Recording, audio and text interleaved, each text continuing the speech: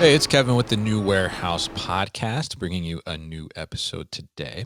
And on today's episode, I am going to be joined by Dale Walsh, and he is the VP of Strategy and Innovation at Roboworx. And they are focused on making sure that robotics fleets are being properly maintained, serviced, doing preventative maintenance, and making sure that they are operating for the long term, which is very critical. And we're going to talk a little bit about that today, what that means, and also how they operate and how they partner with OEMs to make sure that longevity of those fleets is being complete and is lasting for a long time, which creates longer value, I think, for lots of those end users too as well. So, Dale, welcome to the show. How are you?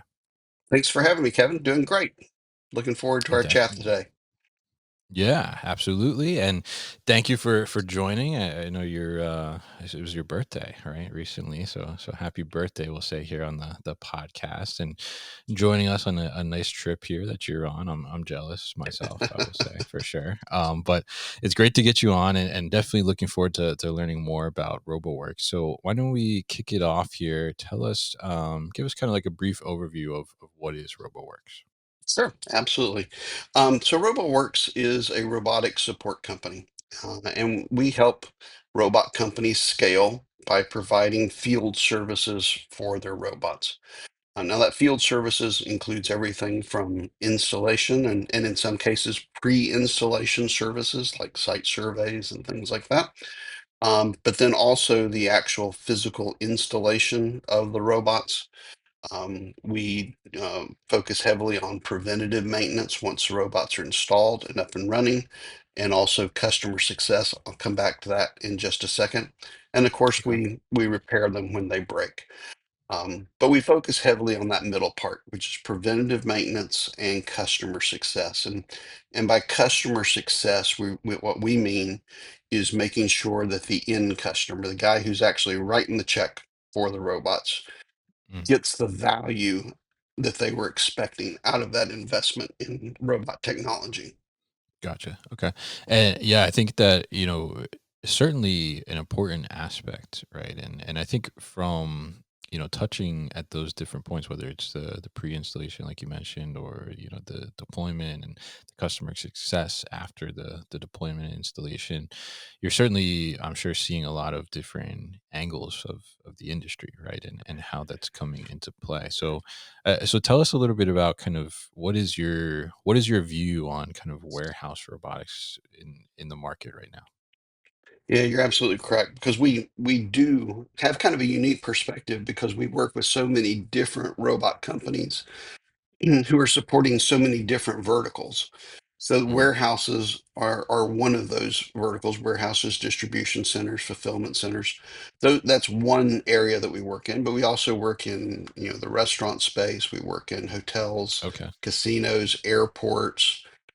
Most of what we do today are AMRs, but not all. We do a lot of fixed robots as well, particularly in the food service space, which is a rapidly growing space for us with food automation. So we Mhm. we we work with a lot of different robot manufacturers in a lot of different environments. And specifically in the warehouse space, it's definitely a fast growing, fast evolving space.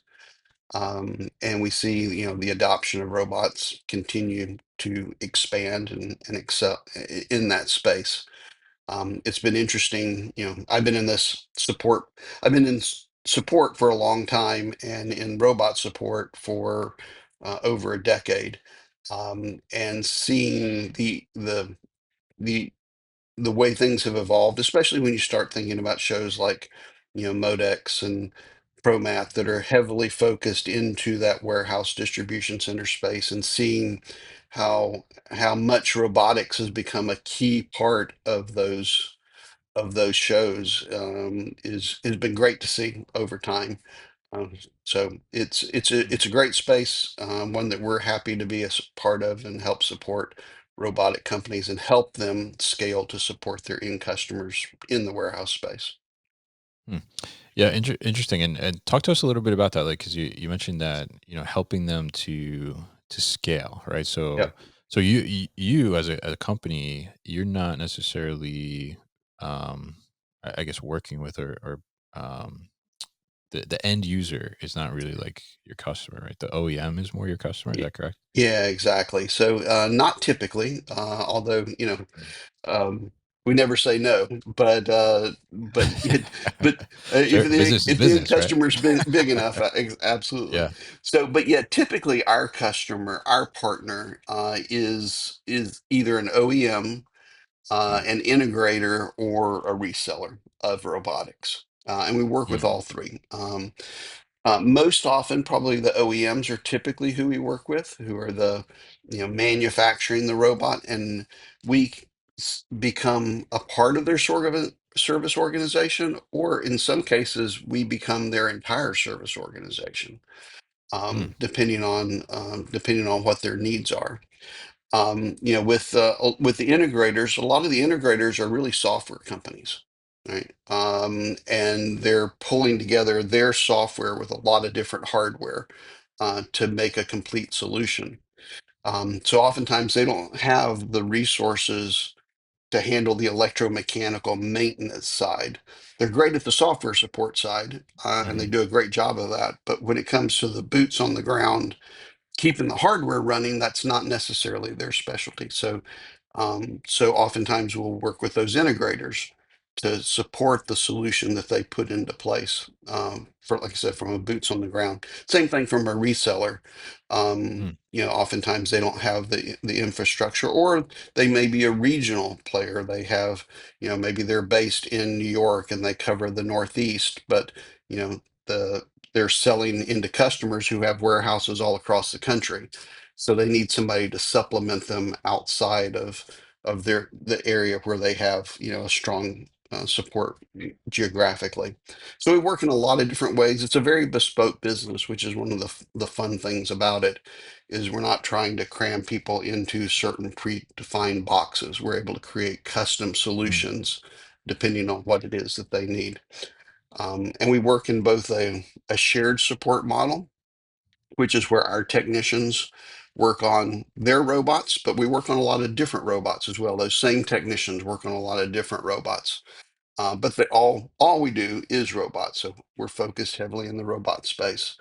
But they may work on, an AMR in a warehouse, and then they may work on a food service robot in a chain of restaurants.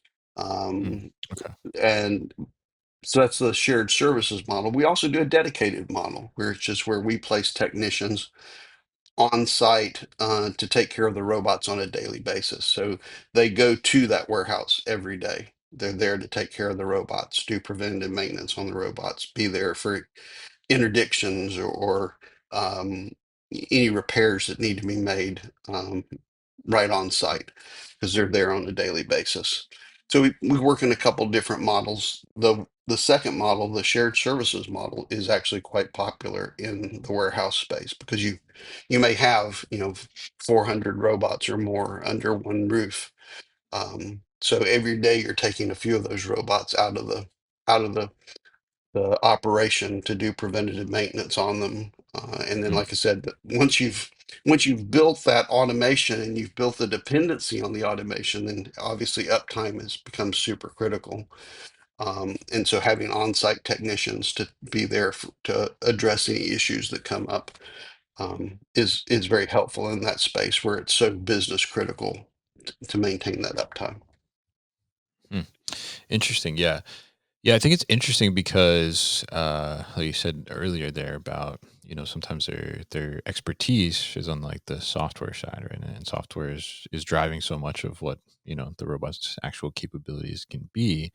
But I also think that, and I'm curious your thoughts on this. Like, I think that, there's so many startups, right, in the space too. Is Yeah, like, well, do they even have the resources to build out a full on service offering, right, and be able to support that in some way? And if we think about the warehousing industry, like traditionally, right, I think, operators are used to like, oh, well, I have a forklift and there's a forklift tech that comes out and services my forklifts, right? Or there's somebody that comes out and they take care of my rack if there's a damage, right? Or yeah, something like that. So they're used to like those service models being in place. So dealing with a newer company or a startup or something like that, and they're probably looking for that reassurance that there is some kind of service there. So how does that, I guess, how do you work with the OEM, and then how does that end up translating down to the end user to be able to drive further value for them? Yeah, you're absolutely right because and we work with different companies in different ways depending on the Hmm. size of the company and the the type of service organization they may or may not already have. So for instance, with a startup, as you just mentioned, oftentimes we become their primary service arm Mm. because they do have limited resources and they've got their they're working off investment money typically and their investors want to see them use that money for marketing and sales and research and design and product development and build not hiring hourly technicians to work out in the field, right? That's probably not the Mm. good use of their investment money. So we'll partner with them to take over those functions. It's a big country, right? This is a big geography, Yeah. and it's hard to know exactly where your customers are going to be. So where do you hire technicians if you don't know where your customers are going to be? You end up then, Mm. flying people all over the country, and that's really not sustainable. Or you take your engineers, that are working on product development and have to pull them off their job to go send them to do a repair somewhere to get a customer back up and running. That's not scalable. So that's why I say we really help those companies scale by helping take that burden of the service component, the maintenance, which we feel is extremely critical, the preventative maintenance, as well as the repairs. Take that burden off of them to let them focus Mm. on what they do best, which is designing and marketing their product. Now, with a lot of larger OEMs, we often will work as a supplement. We'll fill in gaps, or we'll do things that tend to sometimes fall through the cracks for them, like preventative maintenance. Oftentimes, they're very good at doing implementations. They're pretty good at doing repairs, but the preventative maintenance either falls through the cracks, it just doesn't get done, or they expect the end customer to do the preventative maintenance, which oftentimes doesn't get done as well. There's always some other priority that comes up instead of the preventative maintenance. So oftentimes we'll work with those larger OEMs to supplement their existing workforce to do things like preventative maintenance for them. Mm. Interesting. Yeah. Yeah. I think that it's such a interesting thing to think about. And I think back, I had an experience where I was working for a company, and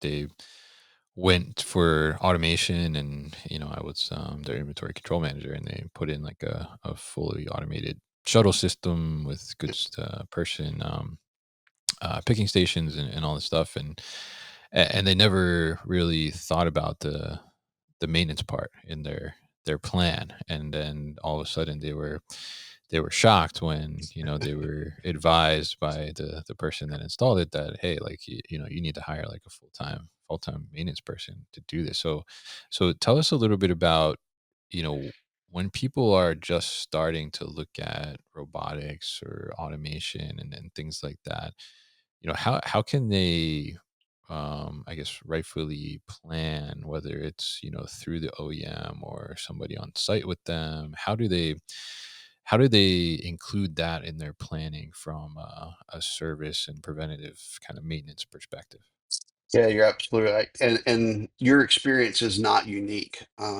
That's, I Yeah. guess, maybe been one of the surprises isn't the right word, but it's one of the issues that we've had to deal with over time. You would think anybody who's driven a car or owned a car would realize that you've got to do preventative maintenance on that car, right? Mm, yeah. If you don't change the oil, guess what? At some point, Yeah. that's going to catch up with you, right? If you're not rotating the tires, if you're not having your brakes checked, if you're not, doing those things to maintain it, it's not going to work at its peak performance. Well, robots are no different, but there seems to be a maybe a different mindset about robots for some reason that people don't think about the maintenance side. So a big part of our job has been educating the market that you do need to think about maintenance. You do need to be prepared for that, and educating on the value of preventive maintenance. Most people realize at some point something's going to happen and it's going to break or it's going to get damaged. Mm, Forklift's going to run into it, whatever. Most people realize that it's going to need to be repaired at some point. What they don't think about is the preventative maintenance side, and that's really critical to maintaining the uptime, especially like I mentioned earlier in these business critical applications where they've created their staffing model around the automation working, right? You don't have as many workers in the warehouse because you have as more automation, which is great from an ROI standpoint, but the automation needs to be working for that ROI to mm, continue.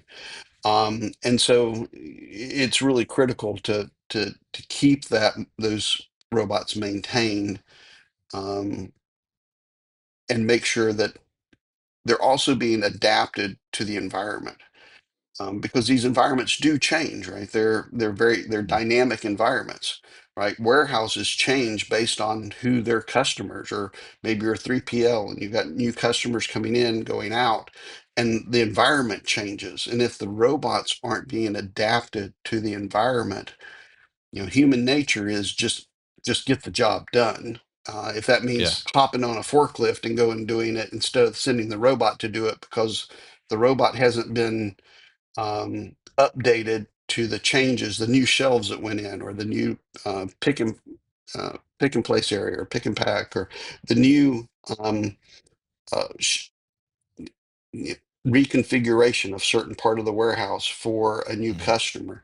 If the robot hasn't been adapted to that, you still got to get the job done. So next thing human nature being what it is, we're going to get the job done manually, and and they don't always pick up the phone to call the OEM and say, hey, we need to have the robots reconfigured, or this isn't working for us anymore. mm, And that's where we come in by doing those regular on-site visits.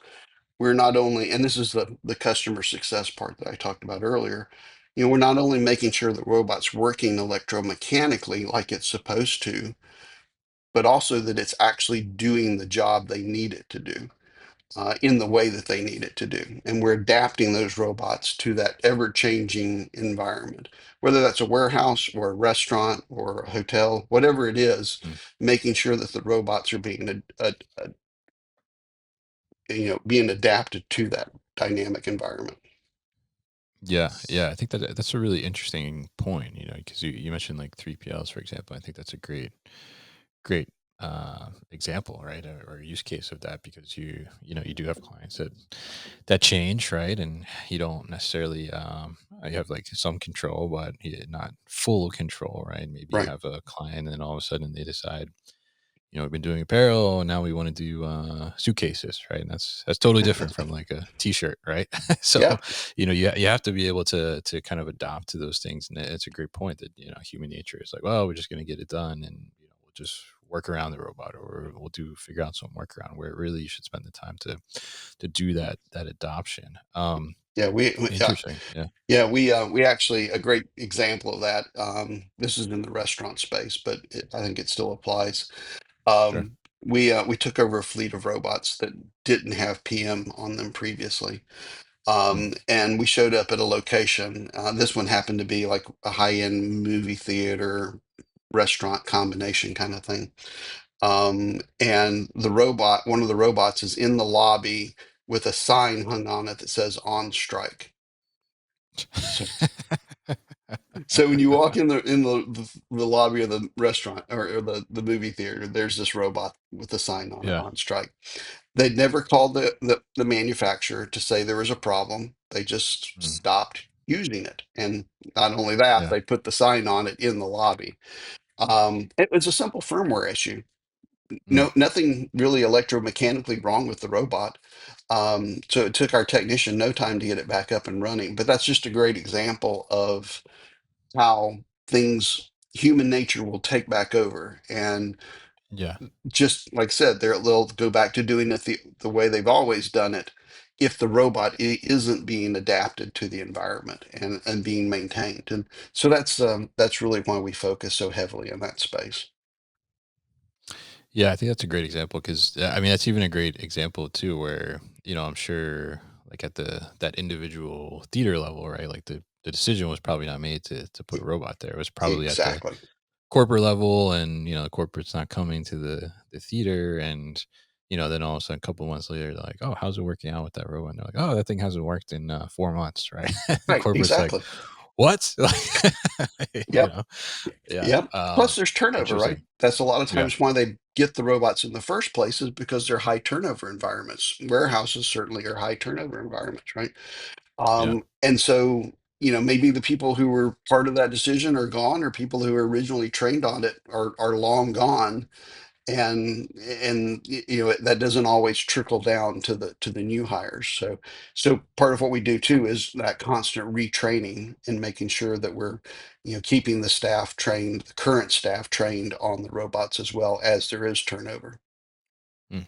Interesting, interesting. That's a great point too. And so I'm curious now, because you're seeing from the service level, you're obviously seeing, when robots are not working and you're repairing them or you're doing preventative maintenance and you're trying to increase the longevity through service and things like that. I mean, are you seeing in any cases now, because I think we've had robots out in the field, I think, long enough now at a larger scale where we could potentially see some of these robots maybe reaching end of life. And are you seeing that? And when that happens, like what's being done about that? Yeah, you're right that time is coming, Mm, and we've been preparing for that. So we actually have a partner that we work with. We've sourced a partner for okay. refurbishment of robots. Oh, interesting. So it is something that we certainly are looking at to be able to provide as a service as well. Because you're right, they do come to end of the life, and they're really, unlike a lot of different industrial technologies, there's really not a secondary market yet Mm, for, especially AMRs. Right now, there is a secondary market for heavier duty industrial robots and things like that, but not really for AMRs that we've seen develop yet. Um, so there will become a time, we feel, when those robots do need to come out of the field. And a few things can happen. One, um, we need to harvest good parts out of them, especially if there's generations of robots, right? And you're pulling that first generation out of the field. There's good parts in those. So we need to harvest those parts that we can use those mm, parts to keep other first generation robots running. So that's one part of it. Another part of it is refurbishing those robots. What can these be refurbished? Can they be updated? Maybe they need a new LiDAR. Maybe they need some new sensors. Maybe they need new motors. Maybe they need to be repainted or frame up kind of restoration, so to speak, on the robot. So we have a partner that can do all of those things to get a robot ready. And then whatever's left over needs to be recycled in the most environmentally you know mm. friendly way possible. With what can't be recycled. So if we harvest all the parts out of it, how can we recycle the leftover components of that in a correct way? Interesting, interesting. Yeah, yeah. I was curious about that because we are, kind of getting to that point, right, where robots have been out there in the field for a little while, and now they may be reaching that. It's interesting. You said like, there's not really necessarily a secondary market at this point, and that's probably because there hasn't really been enough secondary inventory to even like create a secondary market in some Yeah, sense, right? I think there's two things, right? You're right. It's not mature enough yet, but there's Yeah. also you can't just most of these robots are phoning home, right? They're talking to Mm, some central control system. right. And so you can't separate the robot from the software oftentimes. Now, in industrial applications, it's a little bit different. Mm. But in the AMRs, they function as a fleet.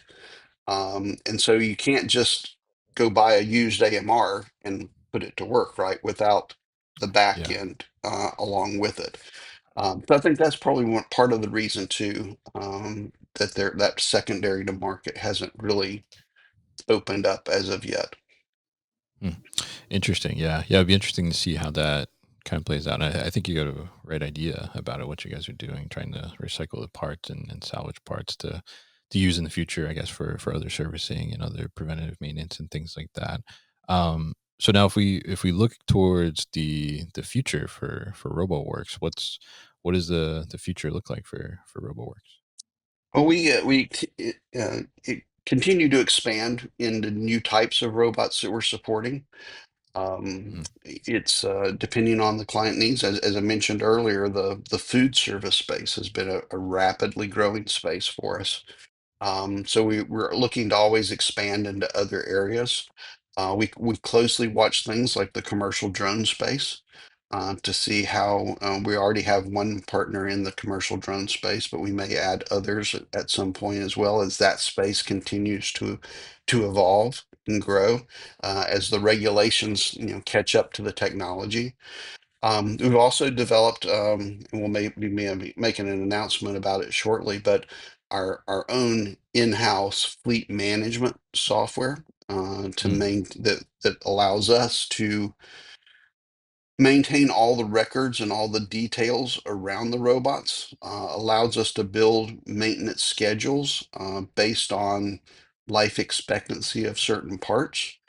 Um, and give our end customer, our partner, um, complete visibility into it, so they know what robots are being serviced, when they have before and after photos, videos, have a complete visibility to how the robots are being supported in the field. So that's something we'll be announcing very soon.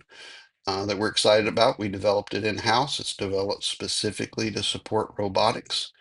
And we think it's something we've been using a lot for quite a while, and in the kind of in the background, but we're going to announce that publicly here in the near future.